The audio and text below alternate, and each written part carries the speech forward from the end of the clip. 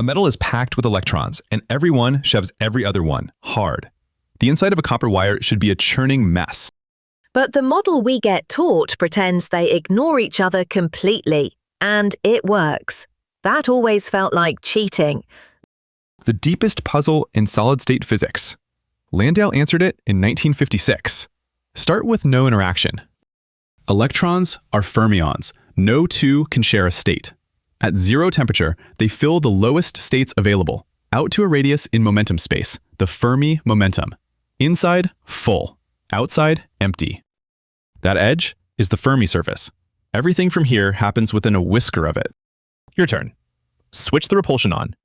Does the sharp edge survive? I don't see how. Every electron is getting kicked constantly, so it can't hold one momentum state. The edge must smear away. That is the natural answer, and the one Landau had to defeat.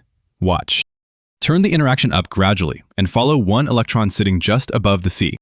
It shoves its neighbors aside and drags the dent along. Electron plus dent is one object, a quasi-particle. Same charge, same spin, same momentum, but heavier. Nothing is lost. Every state of the free gas becomes one state of the liquid. The edge survives, just shorter. Still, the quasi-particle can't last forever. It can always scatter off the sea underneath it.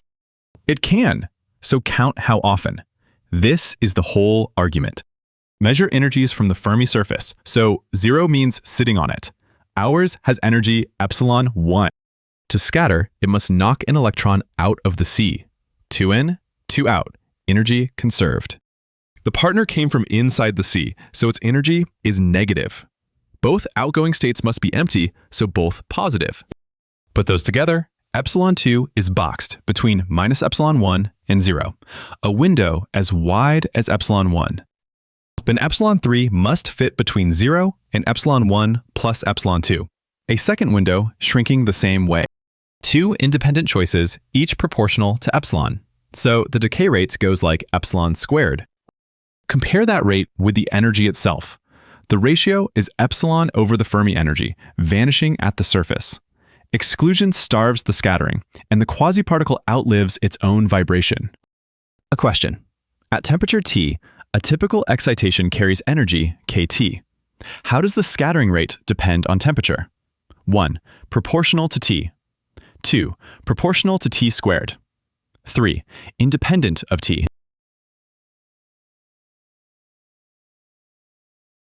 Energy squared with energy kT gives 2. 1 needs no exclusion. 3 is a frozen impurity ignoring temperature. Clean metals really do show T squared resistivity. Now let quasi-particles feel each other. Write the liquid's energy using how far the occupation strays from the ground state. First term, each quasi-particle's own energy.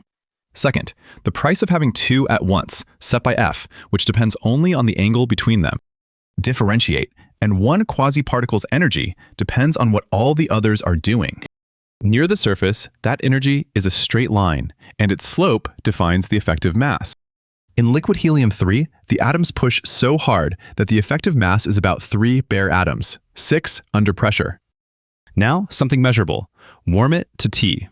Only quasi-particles within kT of the surface can be excited. Deeper ones have nowhere to go. Count them. The density of states at the surface times kT, each carrying kT. The energy grows like T squared. Differentiate once. The heat capacity is linear in T, with a slope carrying the effective mass. So plot heat capacity over T against T, a flat line whose height weighs the quasi-particle. Metals and helium-3 do exactly that. Last one, no options. Why doesn't fierce repulsion destroy the sharp Fermi surface? Say that loud. Because exclusion leaves nowhere to scatter into, the rate dies like epsilon squared, while the energy only dies like epsilon. So the interaction never went away, it got absorbed. The electron becomes a heavier dressed thing that hardly scatters. And that is why pretending they were free works.